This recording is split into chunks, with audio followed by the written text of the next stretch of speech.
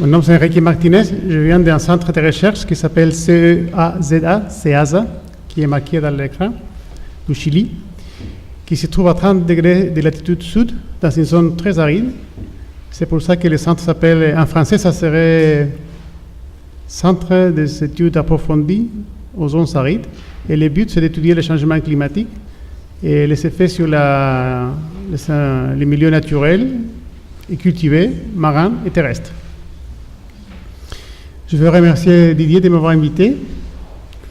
Il fait un peu froid ici, mais ici, il y a un très joli manteau qui m'a été donné par quelqu'un, c'est recyclé, comme cette gilet aussi. Commencer, c'est bien, le recyclage, même des habits. Et alors, qu'est-ce qu'on fait au Chili par rapport à la question? Voilà, vous savez, notre pays, au long de 4200 km, à l'ouest de l'Amérique du Sud, à côté de l'Argentine. Et les montagnes que vous voyez au fond, c'est les Andes, la cordillère des Andes, qui a en moyenne 5000 mètres de hauteur.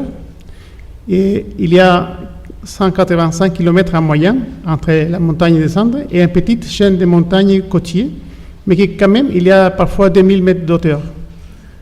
Et dans un jour d'hiver dégagé, vous pouvez monter à 2000 mètres dans la montagne de la côte et regarder les largeurs du Chili. Voilà, c'est la photo. Il y a des rivières. La photo en bas et à droite, ça montre une rivière qui est marquée verte parce que c'est la végétation autour, qui coule très vite parce que ça descend de 5000 mètres à zéro. Et alors, avec les eaux des rivières, on peut faire de l'irrigation. Et justement, les pays, dans les dernières 35 années, ont développé un modèle néolibéral de développement, entre guillemets, parce que ce n'est pas vraiment. Vous allez voir. Et on peut faire n'importe quoi, c'est-à-dire cultiver des milliards de secteurs de raisins de table pour les marchés européens, et au de l'Amérique du Nord aussi, des États-Unis, du Canada, chez les zones arides, très pauvres, c'est-à-dire beaucoup d'azote, de phosphore, de potassium chimique. Et pourtant, notre pays a un déficit de pluviométrie qui est équivalent au déficit qu'on trouve au sud du Sahel. Et c'est justement ce niveau de déficit, et le plus grand que vous observez à 30 degrés sud, se trouve justement dans notre ville, à La Serena.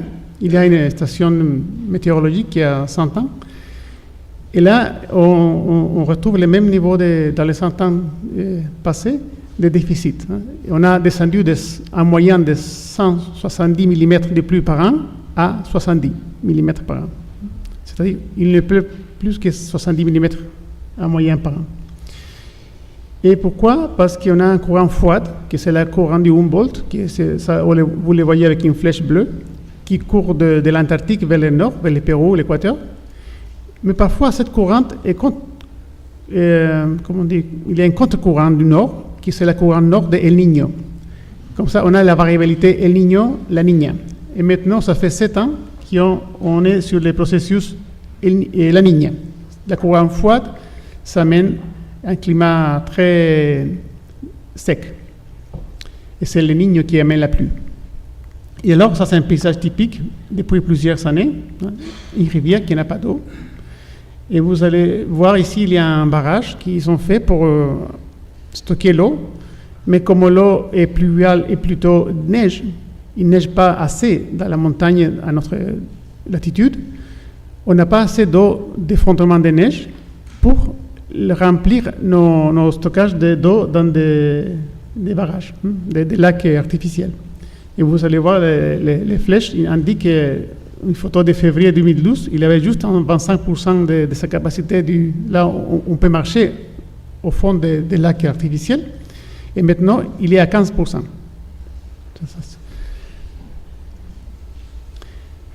Et alors, avec tous ces défis, le Chili a été, depuis les années 60, impliqué pour signer la Convention internationale de Washington, après la Convention de protection des espèces endangered, espèces sauvages, ce qu'on appelle les CITES, la convention CITES, la protection des espèces migratoires, la création d'un service national des cerfs sylvestres protégés par l'État, ça s'appelle le SNASP.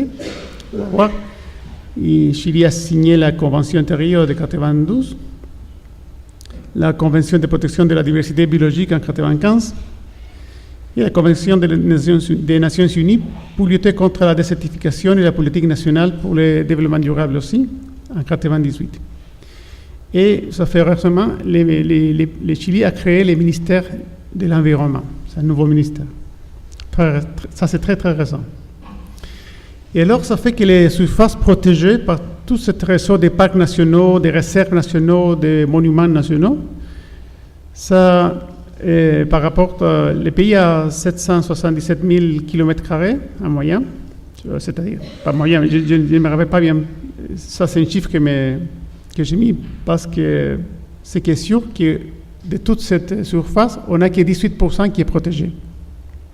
Mais un tiers de ces 18%, c'est des hautes montagnes, où il n'y a pas de végétation, alors pas de vie. Et le problème, c'est qu'entre les 25 degrés de latitude sud et les 40 degrés de latitude sud, on a la zone aride et tempérée, c'est-à-dire le climat méditerranéen. Et là, on trouve 3492 espèces, dont en 46%, presque 47%, ce sont des espèces endémiques qu'on trouve qui est au Chili. Et 50% des amphibiens et reptiles aussi, ce sont des endémiques. C'est pour ça qu'il y a des publications internationales qui ont décrit cette zone entre les 25 zones appelées hotspots de biodiversité. Ce sont des zones qu'il faut protéger. Et justement, c'est entre ces cartes, entre 25 et 40 degrés, où il y a la moindre surface protégée du pays. C'est-à-dire la plupart des surfaces protégées sont bien au sud, où il n'y a pas de problème des espèces en risque de protection. Au-dessus, la deuxième ligne rouge en bas. Et pourtant, nous avons beaucoup d'espèces, par exemple, potentiellement intéressants, ornementaux. Par exemple, s'il pleut 60 mm au mois d'octobre, novembre, dans le désert à 30 degrés, 25 degrés de latitude sud, vous allez voir un désert fleuri. C'est une ressource touristique très intéressante pour le pays. Alors ça a provoqué qu'il y a une banque de semences, justement, qui appartient au ministère de l'Agriculture. Il se trouve justement dans notre région. Et dans cette banque de semences, on stocke des semences à long terme, à moins de 18 degrés Celsius de température et à 10% d'humidité. Et ça permet de conserver certaines semences, pas tous, à long terme. Et les figures, les graphiques montrent la taux de germination. Et à 4 degrés, c'est mieux qu'à 25 degrés. C'est-à-dire qu'il faut que ces espèces aillent en période de froid, ce qu'on appelle certains besoins de semences. Et justement, le réchauffement climatique, ça fait que de plus en plus, ces semences sont en risque. Alors, quand on cherche dans les sites de Rio Plus 20 les actions volontaires par différents pays, ça j'ai cherché récemment, je ne connaissais pas ce site, ça fait grâce à l'invitation de Didier que je commence à voir ça. Et je vois que l'Europe, les États-Unis sont les pays qui ont, et le Brésil après, qui ont plus des actions volontaires. L'intensité de couleur va de 1 action à 157. Avant de parler des actions, il faut vous montrer dans notre pays un contexte assez particulier. Notre pays a souffert un coup d'État l'année 1973 qui a provoqué un changement de notre économie. Avant, il était un gouvernement socialiste qui a été coupé. Il s'était censé rester 6 ans, mais au bout de 3e année, Allende a été tué. L'arrivée de la dictature a provoqué un nouveau système économique qu'on appelle aujourd'hui le néolibéralisme. À l'époque, on l'appelait l'économie sociale des marchés, qui a très peu de social d'ailleurs. Et alors, d'un jour à l'autre, on nous a mis à faire la concurrence. Et pour ce qui touche l'éducation supérieure, ils nous ont dit tous les établissements d'éducation supérieure doivent s'autofinancer. Et alors, voyez, vous, la concurrence, d'un jour à l'autre, qui avait plus d'opportunités de s'autofinancer, c'est les plus grands établissements. C'est-à-dire, la concurrence n'était pas à égalité. C'était comme mettre dans une piscine olympique aux mêmes pistes des gens qui ont les 2 jambes et une personne qui n'a pas une jambe. Et ça touche tous les niveaux sociaux du pays. C'est-à-dire, la concurrence était ouverte, on est libre, tout le monde peut participer, mais on n'est pas au même niveau. Au moment du départ, on n'est pas tous au même niveau. Et ça, c'est grave. Et ils ont créé beaucoup de lois pour attirer l'investissement international. Et les internationaux ont arrivé. Et là, les dessins rigolotes qui est à droite, ça montre que si les riches viennent, ils font de l'argent, ils peuvent partir et tout le reste du pays peut tomber dans la chute. Alors, après 35 ans de ces processus, je vais vous montrer juste deux exemples de qu'est-ce que ça a touché les services publics, de la santé. À gauche, vous avez un système, une salle d'attente d'un service privé de santé, et à droite, un service public. Pourquoi? Parce qu'en bas, vous avez le numéro des effectifs. Entre 2002 et 2009, ils sont rentrés au système privé 82 000 personnes qui ont une assurance privée de santé. Et dans les mêmes périodes, il y a 1 024 000 personnes qui ont rentré au système public. C'est-à-dire les plus riches, les personnes qui peuvent payer un système privé de santé, ils ont accès à un système de santé de très bonne qualité. Mais 1 million de personnes, dans ces périodes, ont accès à un système public de santé de très mauvaise qualité. Vous voyez comment les médecins et les infirmières peuvent accueillir des centaines de personnes qui arrivent au service public comme ça. C'est impossible. Il n'y a pas de moyens, il n'y a pas, parce que comme c'est privatisé, alors les entreprises privées de santé ont créé de grands bâtiments, des cliniques privées, et vous allez chez le système public de santé et les toilettes sont pourries. Et on est un pays qui appartient à la OCDE. Et pour ce qui touche l'éducation, ça c'est l'entrée dans le lycée privé et l'entrée dans le lycée public, dans la même ville, La Serena, au juin 2010. C'est-à-dire des profs qui gagnent de bonnes voitures, parce qu'ils sont mieux payés que les profs qui sont dans le système public, et des parents qui arrivent avec des grosses voitures à déposer ses enfants, parce que l'école se trouve toujours à l'entour des villes. Et dans le système des quartiers périurbains, les étudiants arrivent à pied. C'est normal. Une autre chose importante à dire, au Chili, pour entrer en faculté, il faut faire un examen national.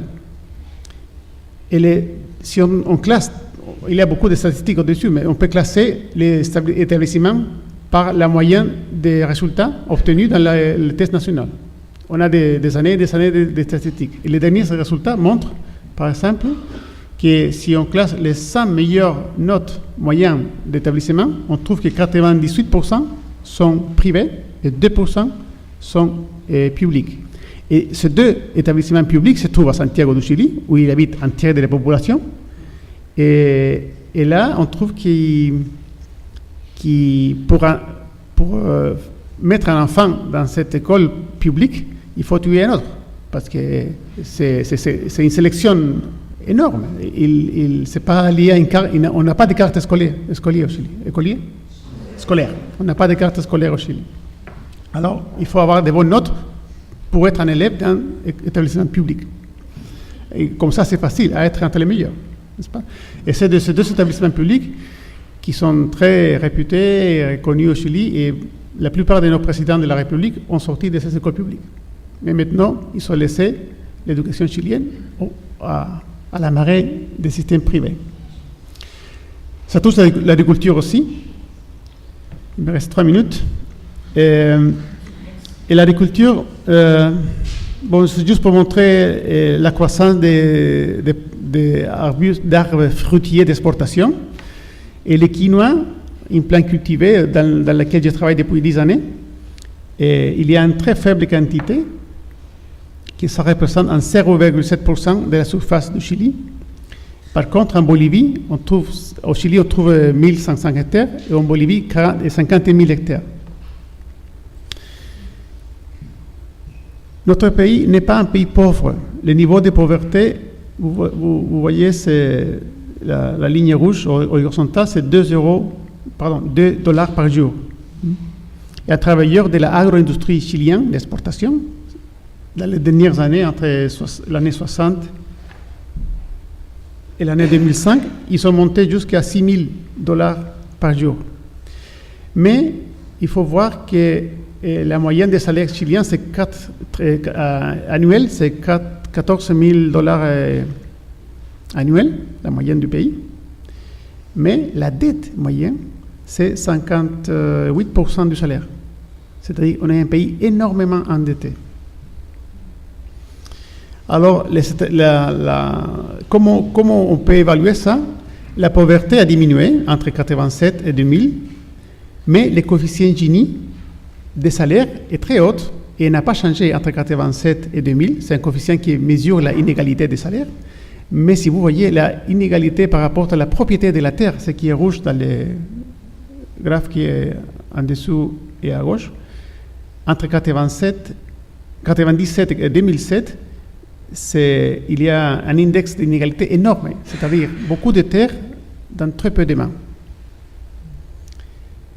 Et les ratios entre ceux qui gagnent, les 10% qui gagnent plus au Chili, ils gagnent 29% plus que ceux qui gagnent moins, que les 90% restants. Et dans les moyennes des restes du pays de la OCDE, c'est 9 fois. C'est-à-dire qu'on est 20 fois plus inégal que tous les restes du pays de la OCDE. Ces photos, c'est une fête religieuse. Ça pour terminer, je pense, parce que du kin, on va parler l'après-midi, n'est-ce pas?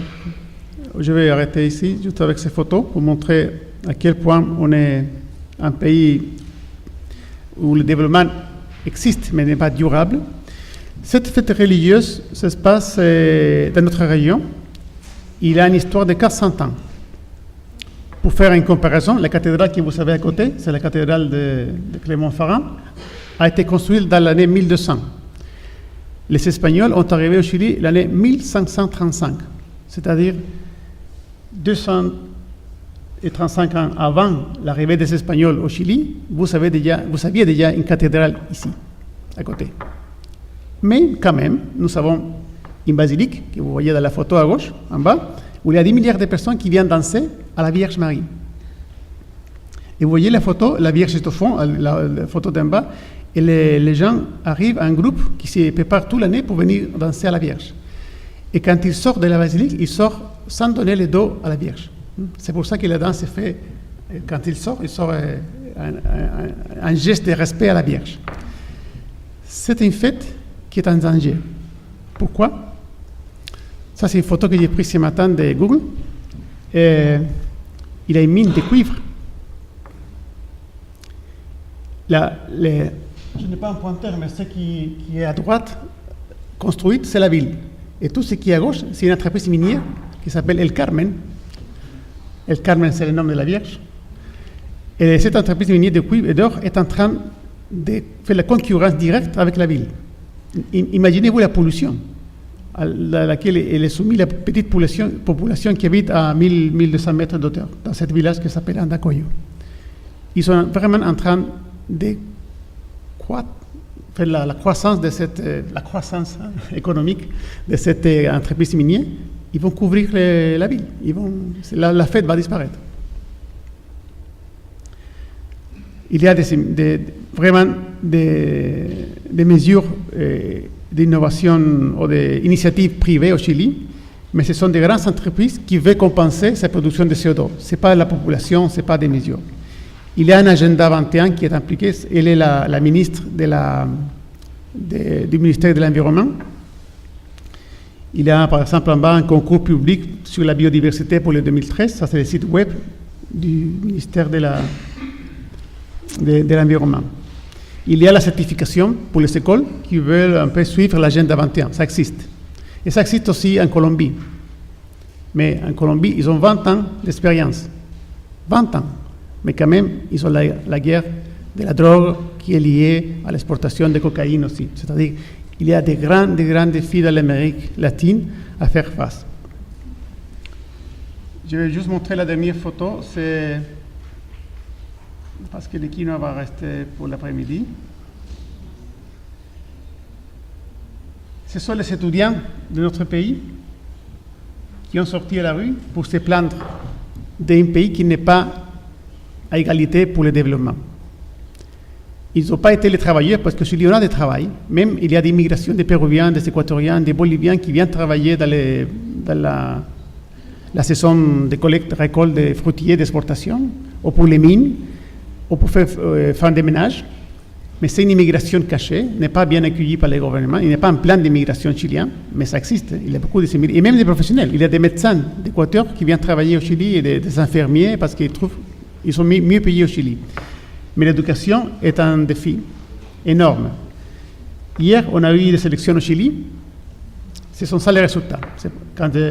Tout à l'heure, il y a la musique qui est sortie dans mon ordinateur. C'était parce que j'étais en train de chercher ça et j'ai mal tapé l'ordinateur et sorti la musique d'un site web. Ça, ce sont les résultats. Vous savez, Michelle Bachelet, elle était la présidente du Chili avant le système de droite qui a gouverné pendant les derniers 4 ans, c'est Piñera. Michelle a un 46%. Alors, comme elle n'a pas passé les 51%, on aura chez nous, on va avoir un deuxième tour bientôt. Je n'ai pas voté, j'étais ici. Parce que ça, c'était hier. Ils ont voté 6 600 000 de personnes. Alors, Marcel Claude, encore des noms français, et lui, il était un candidat qui a 2,8%, c'est le 12e de la liste. Lui, il parlait beaucoup de développement durable. Evelyne Matei, qui est le 12e, il a 25%, elle est de droite. Oui. Ça, c'est la force du droite au Chili, 25%. Et alors, Alfredo Sfer, le 8e, il a eu 2,3%. Et vous savez que pour le deuxième tour, et Marco Enrique Ominami, il est chilien, mais il a vécu toute sa jeunesse et toutes ses études de fac, il les a fait en France. Vous voyez l'importance de la France au Chili? Les noms de famille, Bachelet, Marco Enrique Ominami, Marcel Claude, c'est pas rien, hein? Et alors, pour le prochain tour, tous ces gens qui sont... Vous voyez clairement que les deux candidats seront Michelle Bachelet et Evelyne Matei. Evelyne aura 25%, mais tous les restes vont décider. Et c'est là que le développement durable aura un lieu, j'espère, pour l'avenir du Chili. Merci.